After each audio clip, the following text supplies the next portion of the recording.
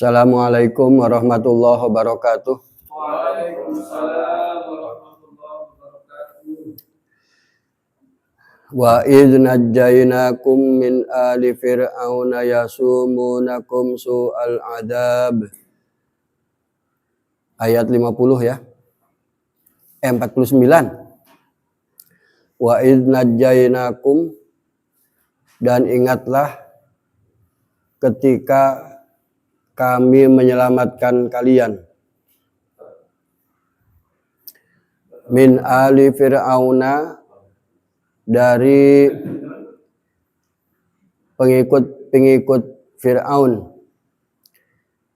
yasumunakum, mereka menimpakan kepada kalian su'al adabi, penyiksaan yang sadis, penyiksaan yang buruk.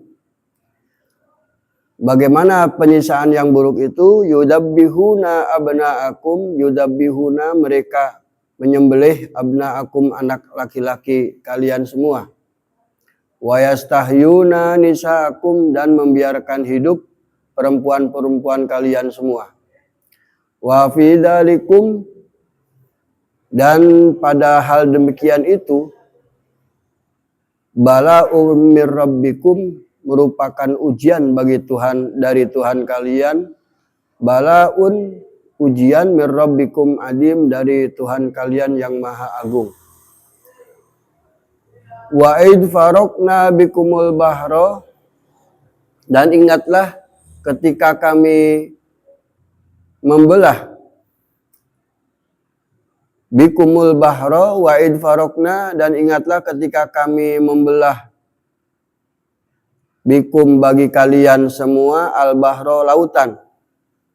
Fa'angjainakum, maka kami menyelamatkan kalian, wa agrokna ala fir'aun, dan kami menenggelamkan pengikut-pengikut Fir'aun, wa antum tandurun, sedang kalian melihatnya. Kemarin sudah kita membahas wattaqu yauman turja'una wattaqu yaumal la tajzi nafsun an nafsin syai'a, al-ayah.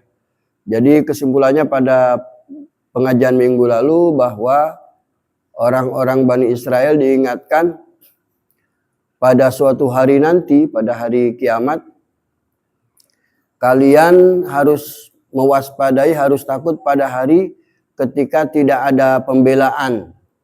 Tidak ada yang membela pada hari itu, tidak ada syafaat, dan tidak ada penukaran. Penukaran jasa, penukaran barang, tidak ada. Jadi di akhirat itu jangan berharap ada pembelaan dari orang lain. Tidak ada saling membela. Bahkan seorang bapak tidak bisa membela anaknya, anak tidak bisa membela orang tuanya. Tidak ada syafaat, tidak ada seseorang tokoh, seorang yang dianggap lebih mulia memberi syafaat kepada orang lain yang dicintainya. Tidak ada. Tidak ada balas jasa, tidak ada. Ya. Syafaat itu tidak ada, kecuali syafaatnya Allah. Kemarin sudah dibahas ya. Jadi yang ada adalah syafaat Allah, pertolongan Allah, pengampunan Allah, itu yang berlaku pada hari kiamat nanti. Wa idh najjaynakum min ali fir'auna yasumunakum su'al adab, dan ingatlah ketika kami menyelamatkan kalian Bani Israel dari pengikut-pengikut para tentara Fir'aun. Mereka menimpakan siksaan yang sadis pada kalian. Mereka menyembelih anak-anak laki kalian dan membiarkan hidup perempuan-perempuan kalian. Suatu saat, ada satu masa, Bani Israel itu diuji besar-besaran, diuji berat oleh Allah. Dengan kejadian tragis. Jadi, suatu saat itu ada gini, ada peramal-peramalnya Fir'aun itu, Fir'aun itu bermimpi gitu. Jadi Fir'aun bermimpi di dalam mimpinya itu seakan-akan seluruh Mesir, negeri Firaun itu terbakar. Rumah-rumah yang ada di Mesir itu terbakar semua, terbakar api. Kecuali rumah-rumah Bani Israel gitu. Jadi dalam mimpinya Firaun melihat rumah-rumah orang-orang Mesir terbakar, sementara rumah-rumah orang Bani Israel tidak terbakar. Ditanyakanlah kepada peramal. Zaman dulu kan yang populer zamannya Nabi Musa itu kan peramal sama ahli sihir. Itu yang populer zaman dulu. Seperti sekarang yang populer adalah IT, ahli teknologi, teknologi informasi, teknologi digital, teknologi komunikasi. Itu yang populer zaman sekarang. Lah, di zaman Firaun itu yang populer ada keahlian sihir dan keahlian meramal. Firaun juga menanyakan, bagaimana tuan-tuan ahli peramal, mimpi saya ini artinya apa? Para peramal zaman Firaun itu menjawab bahwa itu pertanda akan ada satu saat, tidak lama lagi, akan ada seorang laki-laki yang mengalahkan Paduka, yang menguasai Mesir. Akan ada seorang anak laki-laki yang akan menjadi penguasa Mesir, mengalahkan Firaun. Firaun itu kaget gara-gara jawaban peramal itu. Berarti akan ada anak laki-laki keturunan Israel yang mengalahkan dia. Dipikir, orang jadi ketakutan terhadap mimpinya. Takut sama mimpinya. Maka diadakanlah peraturan, kalau sekarang mungkin kepres, bahwa seluruh anak laki-laki, bayi laki-laki Israel yang pada tahun ini lahir, maka wajib disembelih. Betapa seramnya kan? Coba ada peraturan kerajaan yang mengatakan anak laki-laki Israel disembelih. Maka mulai dari hari itu, sejak ditekennya kepres itu, dicari-cari, diburu seluruh bayi-bayi Israel. Bayangkan betapa sadisnya dan betapa berat ujian Israel. Dalam ayat lain di surat Al-A'raf itu sama bahasanya seperti ini. Ada beda redaksi sedikit. Kalau di sini kan wa id najainakum. Kalau di Al-A'raf itu ayat ke-140 kalau tidak salah, bisa dibuka itu. Wa id anjainakum min ali fir'auna yasumunakum su'al adzab yuqatiluna abna'akum. Kalau di sini kan bahasanya disembelih. Kalau di surah Al-A'raf itu yuqatiluna, dibunuh, diperangi. Jadi perbedaannya kalau yudzabihun itu kan umpamanya ada intelnya, ketemu anak kecil, bayi baru lahir, langsung sembelih. Tapi kalau yuqatiluna abna'akum berarti diburu. Jadi sampai ke kampung-kampung, ke pelosok-pelosok diburu oleh tentara. Ada satuan tugas khusus yang dibentuk oleh Firaun untuk menangkap bayi-bayi yang baru lahir. Jadi bahasanya itu yudabbihun sama yuqatilun.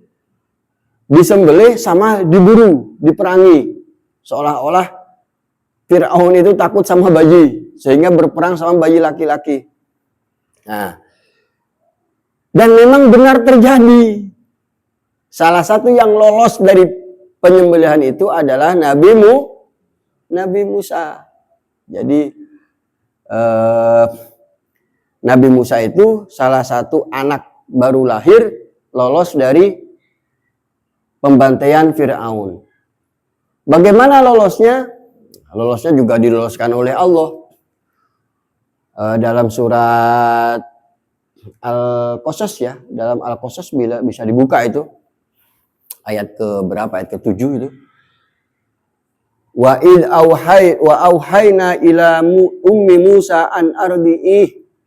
Wa auhayna ila ummi Musa an ardi'ih fa idza khifti alaihi fa'alqihi fil yammi wa la takhafi wa la tahzani inna radduhu ilaiki wa ja'iluhu minal mursalin.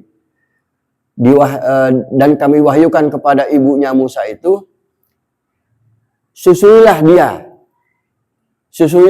jangan takut dan jangan bersedih. Kalau kamu khawatir dengan keselamatannya, fa'alqihi fil yammi, maka hanyutkan saja dia di sungai. Nah, Allah mewahyukan kepada ibunya Nabi Musa supaya dihanyutkan di sungai. Beneran Nabi Musa ditaruh di peti kemudian dihanyutkan. Nah, dilalah itu loh, yaitu Allah yang mengatur. Jadi bayi Musa itu ditaruh di dalam peti kemudian dihanyutkan di sungai Nil.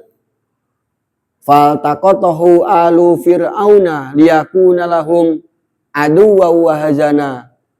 Kemudian si bayi itu ternyata ketemu sama pengikut Fir'aun. Kalau di sini di Al-Quran bahasanya alu Fir'aun. Tetapi ada beberapa keterangan dalam hadis Rasulullah bahwa itu oleh istrinya Fir'aun. Gitu. Jadi istrinya Fir'aun mungkin sedang berlibur di sungai Nil, menemukan ada sebuah peti yang hanyut mengambang di atas sungai. Diambil dan ternyata pas dibuka seorang bayi laki-laki yang tampan. Kenapa begitu? Liyakuna lahum aduwwa wa hazana. Jadi Allah merekayasa begitu supaya itu menjadi kesedihan dan menjadi musuh bagi Fir'aun. Karena Fir'aun dan pengikut-pengikutnya ini sudah sangat bersalah. Berarti kan sejak lama Fir'aun itu menindas bangsa Israel. Sudah sejak lama Fir'aun itu melakukan kejahatan-kejahatan kemanusiaan. Sehingga kata Allah, inna fir'auna wa hamana wa junudahuma kanu khotiin. Sesungguhnya Fir'aun, Haman dan tentara-tentaranya itu adalah orang-orang yang bersalah. Jadi cara Allah menyiksa Fir'aun itu dengan cara memberikan kesedihan dan permusuhan. Maka direkayasa Musa itu hanyut, kemudian ditemukan oleh istri Fir'aun, kemudian diadopsi. Jadi Nabi Musa ini diadopsi sejak kecil, sejak bayi oleh Fir'aun. Tinggal di istana. Mewah Nabi Musa ini. Kecilnya itu masa kecilnya mewah, tinggal di istana Fir'aun.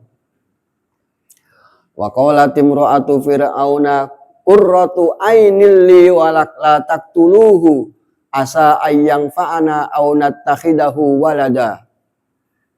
Jadi kata istri Fir'aun, Siti, kalau dalam hadis disebut ada Siti Asyah ya. Siti Asyah namanya itu istrinya Fir'aun. Itu jangan kau bunuh. Siapa tahu dia akan bermanfaat bagi kita. Atau bagaimana kalau kita adopsi saja. Jadi kita jadikan anak. Jadi praktek adopsi itu sudah ada sejak dulu. Nah, jadi Nabi Musa satu-satunya bayi Israel yang lolos dari peristiwa pembunuhan. Bayangkan kalau umpamanya di Mesir itu ada sekian juta orang Israel, mestinya kan bayinya banyak. Setiap keluarga muda pasti semuanya pada melahirkan, lah bayi-bayinya dibunuh. Disembelih bayi laki-lakinya, dibiarkan hidup yang perempuan. Karena Fir'aun ketakutan bahwa dia akan dikalahkan oleh seorang anak laki-laki dari Bani Israel. Kemudian Allah selamatkan. Nah, bagaimana menyelamatkannya? Dengan diutusnya Nabi Musa. Jadi Nabi Musa masa kecil sampai masa remajanya di istana, suatu saat dia tahu bahwa saya ini sebenarnya bangsa Israel. Orang kan bisa dilihat dari postur tubuh ya, dari cerita-cerita. Karena Nabi Musa ini aneh. Begitu diadopsi oleh Fir'aun, dia tidak mau menyusu. Jadi dicarikan wanita-wanita lain yang sedang subur, air susunya itu asinya, dia tidak mau. Nah, sampai kemudian Allah mempertemukan kembali dengan ibunya. Jadi yang menyusui yang menyusui Nabi Musa itu tetap ibunya. Ya, bisa begitu ya. Jadi Nabi Musa itu sudah diberi mukjizat sejak kecil. Dia tidak mau menyusu kecuali kepada ibunya sendiri. Nah, mungkin karena ibunya yang menyusui, otomatis kan pertaliannya kan sampai remaja. Mungkin akhirnya dibuka bahwa kamu itu anakku dan kamu adalah bangsa Israel. Sampai kemudian terjadi perkelahian antara Nabi Musa dengan seorang warga Mesir. Akhirnya dipukul, dibunuh, nanti insya Allah penjelasannya ada di depan. Melarikan diri sampai ketemu dengan Nabi Syu'aib. Nah, sejak ketemu dengan Nabi Syu'aib dan Nabi Musa kembali ke Mesir, terjadilah perlawanan yang dipimpin oleh Nabi Musa.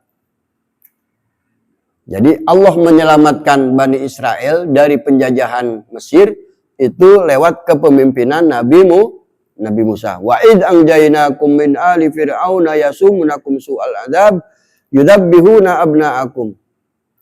Dan ingatlah Israel ketika kami menyelamatkan kalian dari penyiksaan Fir'aun, penyiksaan pengikut Fir'aun. Tidak bisa dibayangkan bagaimana setiap ketemu bayi, itu setiap bayi langsung disembelih. Bahkan kalau ada mendengar ada kelahiran bayi, itu diburu, dicari, sampai tidak ada yang lolos. Nabi Musa bisa lolos karena diloloskan oleh Allah. Tuh, yang pertama. Jadi ingatlah nikmat itu. Kemarin kan ya Bani Israil adkuru nikmati allati an'amtu alaikum. Nah, di antara nikmat-nikmat itu diantaranya Allah menyelamatkan Bani Israel dari perbudakan, dari penjajahan yang dilakukan oleh bangsa Mesir. Wa id faraqna bikumul bahra, dan ingatlah ketika kami membelah lautan. Wah, ini cerita selanjutnya ketika Nabi Musa berhasil membawa Bani Israel melepaskan diri dari Fir'aun, kan dibawa berlari sama Nabi Musa. Eksodus dari Mesir menuju Israel. Jadi kalau di peta itu Israel sama Mesir itu dibatasi oleh namanya Laut Merah. Jadi apa? Jadi dari Mesir dikejar-kejar oleh Fir'aun, kemudian di depan mereka ada Laut Merah gitu loh. Nah, dalam cerita Quran kemudian Laut Merah itu dibelah oleh tongkat Nabi Musa, dibelah oleh Allah menjadi jalan. Nah, berlarilah Bani Israel menyeberang Laut Merah. Jadi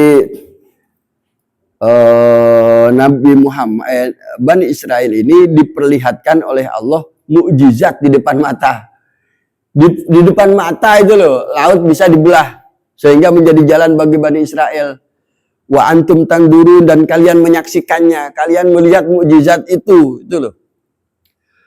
Dalam surat Yunus itu bisa dicek ayat 90 ke atas itu, wa jawazna bi bani Israilal bahra fa'atba'ahum fir'aunu wa junuduhu bagyaw wa adwa hatta idza adrakahul gharaqu qala annahu amantu annahu la ilaha illalladzi amanat bihi banu Israila wa ana minal muslimin. Jadi ketika Bani Israel berhasil melintasi Laut Merah itu dan Fir'aun mengejar mengikuti jalan yang dilalui oleh Bani Israel, kan dibelah. Jadi diikuti. Lah, ketika berada di tengah, Bani Israel sudah sampai ujungnya, selamat di daratan, ditenggelamkan oleh Allah di tengah Laut Merah. Jadi Allah membiarkan Fir'aun mengejar Nabi Musa, mengejar Bani Israel sampai ke tengah lautan. Setelah sampai di tengah lautan, kemudian Allah tutupkan kembali lautan itu. Maka kan mayat Fir'aun itu diketemukannya dulu ya di tengah Laut Merah itu. Tapi ada satu kisah menarik. Ketika dia tenggelam, ketika tenggelam dan hampir sekarat, wa adrakahul gharaku. Jadi ketika hampir sekarat, Fir'aun ini beriman. Hatta idza adrakahul gharaku qala amantu annahu la ilaha illalladzi amanat bihi bani Israil. Aku beriman. Aku beriman. Tidak ada Tuhan kecuali Tuhannya Bani Israel. Amantu annahu la ilaha illalladzi amanat bihi banu Israila wa ana minal muslimin. Syahadat. Nah, Fir'aun membaca syahadat ketika hendak meninggal. Coba. Amantu annahu la ilaha illalladzi amanat bihi banu Israila wa ana minal muslimin. Tapi apakah syahadatnya itu berguna? Nah, kemudian di ayat selanjutnya, al-ana wa qad asaita qablu wa kunta minal mufsidin. Sekarang kata Allah itu, al-ana, baru sekarang kamu ngomong begitu. Membuat pengakuan beriman, padahal dulu kamu adalah perusak. Wa qad asaita qablu wa kunta minal mufsidin. Ayat ini menjadikan sebenarnya orang bertaubat di penghujung hayatnya, orang kafir bertaubat masuk Islam di ujung hayatnya, itu tidak jadi. Jadi orang sudah hidupnya kafir, bengis, dolim, kemudian pas penghujung akhir hayatnya dia beriman, itu tidak jadi. Wa qad asaita qablu wa kunta minal mufsidin. Coba di surat Yunus ayat 90, 91, 92 itu diceritakan seperti itu. Artinya apa? Yang dinilai oleh Allah itu bukan ujung, tapi sepanjang hayatnya. Gitu loh. Jadi kalau menilai orang itu Gusti Allah, dia sepanjang hayatnya mukmin tidak? Berbuat baik tidak? Tidak kemudian ketika di ujungnya dia masuk Islam, berarti ini husnul khotimah. Tidak. Jadi konsepnya itu orang itu harus berbuat baik, harus beriman sepanjang sisa hidupnya. Karena kalau husnul khotimah, Fir'aun juga husnul khotimah. Pada penghujung hayatnya, di ujung hidupnya, ketika dia sudah sekarat, dia baru beriman, amantu annahu la ilaha illalladzi amanat bihi banu Israila wa ana minal muslimin. Membuat pernyataan dia beriman. Kata Allah, al-ana, baru sekarang kamu berkata begitu Fir'aun, wa kunta minal mufsidin. Kamu itu dulu adalah orang-orang yang suka merusak. Jadi kalau doa itu sebenarnya kan jangan ini konsepnya semoga husnul khotimah. Kita tidak tahu husnul khotimah atau enggak. Yang bagus adalah semoga Allah ampuni dosa-dosanya. Gitu loh. Kalau ada yang meninggal itu innalillahi wa inna ilaihi rajiun. Semoga Allah ampuni dosa-dosanya, diterima iman Islamnya. Karena kalau husnul khotimah terbantahkan oleh ayat surat Yunus tadi itu. Ya. Jadi ada satu masa ketika Bani Israel melihat dengan mata kepala sendiri bagaimana laut dibelah oleh Allah, dipecah oleh Allah sehingga bisa menjadi jalan keselamatan bagi Bani Israel. Nah, itu kan nikmat Allah. Ya kan? Bayangkan berpuluh-puluh tahun, beratus tahun Bani Israel dijajah, ditindas, diperbudak oleh bangsa Mesir. Sampai kemudian bisa dibebaskan oleh Nabi Musa. Lewat serangkaian drama diantaranya bisa melewati Laut Merah. Dibuka lautnya oleh Allah. Betapa nikmat Allah. Nah, jadi, hei Bani Israel, ingatlah akan nikmatku. Ketika aku telah menyelamatkan kalian dengan cara membelah lautan sehingga menjadi jalan keselamatan bagi kalian. Nah, jadi Fir'aun itu matinya di Laut Merah. Di ujung ayatnya ada lagi. Fal yauma nunajjika bibadanika litakuna liman khalfaka ayah. Pada hari ini aku selamatkan kamu Fir'aun, tubuh kamu, supaya menjadi peringatan bagi orang-orang kemudian. Maka mayat Fir'aun itu ternyata diselamatkan oleh Allah. Dulu mungkin pengikutnya ngelihat Fir'aun ngambang, diambil, diselamatkan, tubuhnya kemudian dimumi, diawetkan. Nah, jadi sampai sekarang mayat Fir'aun itu masih ada di Mesir, di museum yang Allah awetkan, yang Allah tidak hancurkan, supaya menjadi pelajaran bagi orang-orang kemudian. Jadi pelajarannya memang untuk orang generasi sekarang ya? Ya, untuk generasi sekarang. Soalnya ditemukannya kan baru-baru ini. Nah, jadi Ini janji Allah tuh masa sekarang.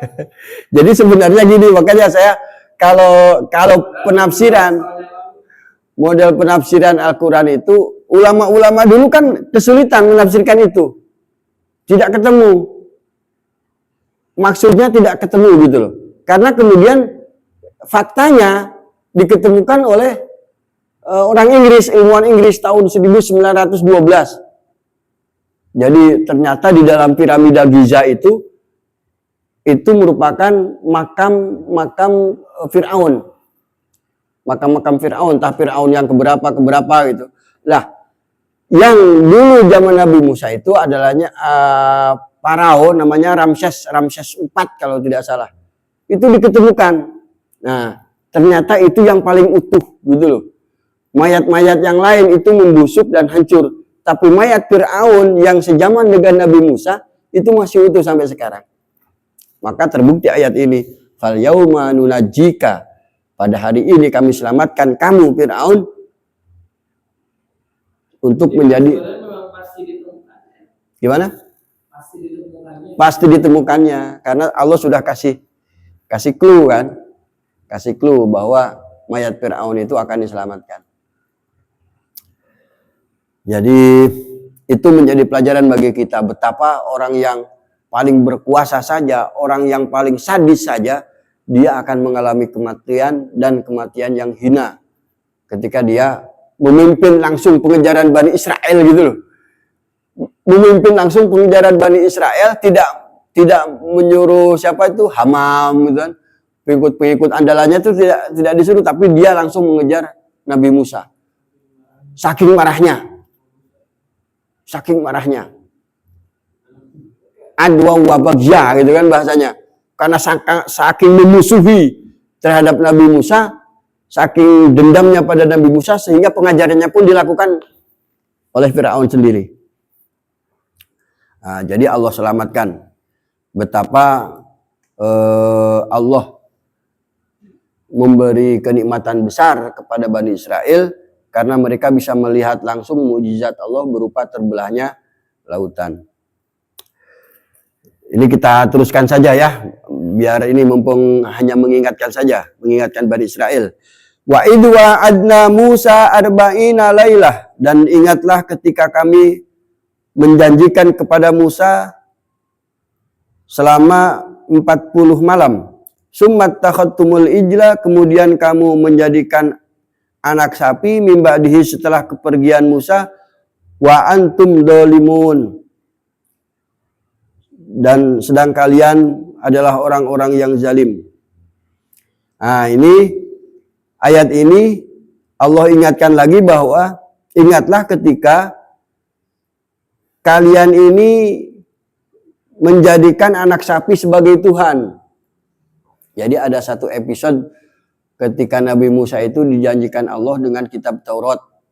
Ya kan, kitab Taurat. Jadi Nabi Musa bersama pengikutnya ada sekitar 70 orang itu bermunajat ke Gunung Sinai selama 40 hari. Bermunajat untuk mendapatkan Taurat. Jadi menyepi di sana. Bermunajat mungkin kalau bahasa sekarang ya beristighosah, meminta ampunan di sana. Supaya Allah menurunkan kitab pedoman bagi mereka. Nah, Allah memberikan janji bertemu dengan Musa.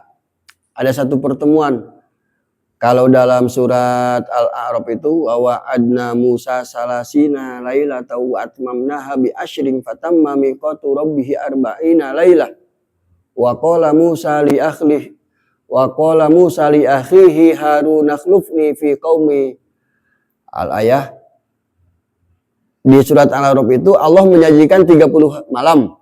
Jadi 30 malam bermunajat untuk mendapat kitab Taurat, kemudian disempurnakan ditambah 10 hari menjadi 40 hari. Nah, ketika Musa berangkat, si Bani Israel ini padahal kan sudah jelas melihat mukjizat, sudah Allah selamatkan dari Fir'aun. Sampai seberang Nabi Musa kemudian berangkat bermunajat kepada Allah, kok malah bikin patung anak sapi yang kemudian jadi sembahan. Kan aneh sekali, luar biasa orang-orang Israel ini. Jadi membangkang pada perintah Nabi Musa. Padahal Nabi Musa sudah nitip kepada Harun, gantikanlah aku untuk mendampingi Bani Israel ini, jangan sampai mereka berbuat durhaka. Sudah dititipi. Wattakhadha qaumu Musa min huliyihim ijlan jasadallahu khuwar. Jadi mereka itu mengumpulkan perhiasan orang Bani Israel, kumpulin. Jadi ada yang namanya Samiri, pengumuman bahwa sebenarnya Tuhan kita itu ada di sini. Mari kita bikin. Kemudian dikumpulkanlah perhiasan dari emas itu, dari logam-logam, dicetak sehingga menyerupai patung sapi. Dilalah patung sapi itu lahu khuwar, bisa bersuara. Bersuara itu berarti kan ada satu teknik kayak kita peluit. Kalau di merpati bawa hatong, namanya hatong. Kalau di Jawa apa namanya itu? Yang kalau dia terbang itu langsung bersuara. Nah, seperti itu. Jadi kalau ketiup angin, si sapinya bersuara. Bisa menimbulkan suara. Nah, hanya bersuara gitu saja, itu dianggap sebuah teknologi yang hebat gitu loh mungkin. Jadi kata Samiri, ini loh Tuhannya itu. Musa itu salah nyari-nyari Tuhan ke sana, padahal Tuhannya ada di sini. Jadi seekor patung anak sapi yang bisa mengeluarkan suara. Padahal itu hanya bersuara, tidak bisa berbicara, ya. La yukallimuhum wa la yahdihim sabila. Patung itu hanya bisa mengeluarkan suara, tidak bisa berbicara dan tidak bisa memberikan petunjuk. Jadi sudah menyembah anak sapi sementara Musa sedang bermunajat. Itu kan dihukum oleh Allah. Nantinya itu dihukum suruh bunuh diri. Nanti di depan ada menjelaskan. Jadi orang-orang yang terlibat penyembahan itu padahal baru saja melihat mukjizat, menyembah anak sapi sementara Nabi Musa sedang bermunajat, kemudian orang-orang itu dihukum Allah Subhanahu wa taala. Nah, Nabi Musa itu sampai marah pas pulangnya. Jadi di Al-A'raf itu lebih lengkap. Nanti ustaz-ustaz baca di surat Al-A'raf ayat 140 ke atas. Itu menceritakan tentang pembangkangan yang dibikin oleh Bani Israel sehingga sampai menyembah sapi. Nabi Musa itu marah, pulang dari gunung melihat umatnya bangsa Israel menyembah sapi. Itu kitabnya, lauhnya itu sampai dilempar. Nabi Harun yang jadi wakilnya di situ dipegang kepalanya, ditarik. Marah Nabi Musa. Kenapa engkau diamkan saja ini Harun, orang-orang sampai menjadi penyembah anak sapi, patung sapi. Nah, Nabi Harun tidak bisa mengelak. Jangan kau perlakukan aku seperti ini Musa, karena mereka itu melihat aku seorang yang lemah. Hampir saja mereka membunuhku. Nah, jadi pada akhirnya setelah reda, baru Nabi Musa kemudian menyampaikan Taurat. Jadi 3 ayat ini Allah menyampaikan nikmat-nikmat yang Allah berikan kepada Bani Israel.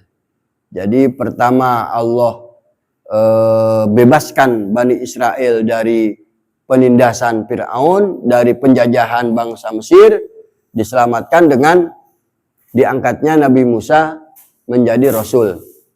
Yang kemudian mereka juga diberi nikmat dengan cara bisa melarikan diri ke Mesir dengan melewati lautan yang dibelah oleh Allah Subhanahu wa taala. Yang ketiga, mereka diberi maaf oleh Allah ketika mereka menjadi penyembah sapi. Nah, itu 3 nikmat yang Allah sampaikan kepada Bani Israel. Jangan kalian lupa akan nikmat yang telah aku berikan kepada kalian. Maka kemarin sudah saya sampaikan bahwa setiap nikmat yang Allah berikan kepada kita, berhati-hatilah. Jangan sampai kita lupa bersyukur, lupa berterima kasih kepada Allah. Allah beri nikmat kita kelebihan harta, Allah beri nikmat kita kelebihan ilmu, Allah beri nikmat kita dengan kemampuan yang tidak dimiliki orang lain. Maka terhadap semuanya itu bersyukur, berterima kasih kepada Allah. Karena Allah lah yang memberikan semua. Tanya saja kepada orang yang kaya raya, yang berkelimpahan harta. Pada ujungnya mereka sebenarnya ini pemberian Allah. Karena kalau cuma modal kerja keras itu tidak mesti bisa sukses. Tapi semuanya dimudahkan oleh Allah ketika seseorang mendapat kelebihan harta. Jadi terhadap nikmat Allah apapun bentuknya, kewajiban kita adalah bersyukur. Jangan sampai kita seperti Bani Israel. Jadi kisah Israel adalah kisah yang menjadi pelajaran bagi kita. Apa yang Israel lakukan berupa pembangkangan, berupa tidak bersyukur, maka itu yang harus kita hindari. Billahi taufik wal hidayah. Wassalamualaikum warahmatullahi wabarakatuh.